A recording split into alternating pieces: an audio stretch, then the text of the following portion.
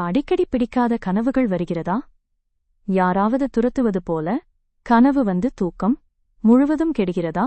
இதற்கு அக்குபஞ்சரில் ஒரு முக்கியமான புள்ளி இருக்கிறது. இந்த புள்ளி மனம், உடல், ஆன்மா மூன்றையும் சமநிலையில் கொண்டு வருகிறது.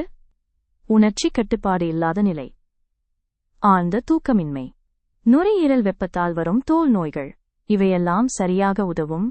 மனம், உடல், ஆன்மா சமநிலையை ஏற்படுத்துதல் இந்த புள்ளி சொர்க்கத்தின் ஜன்னல் என அழைக்கப்படும் சொல்லப்படுகிறது.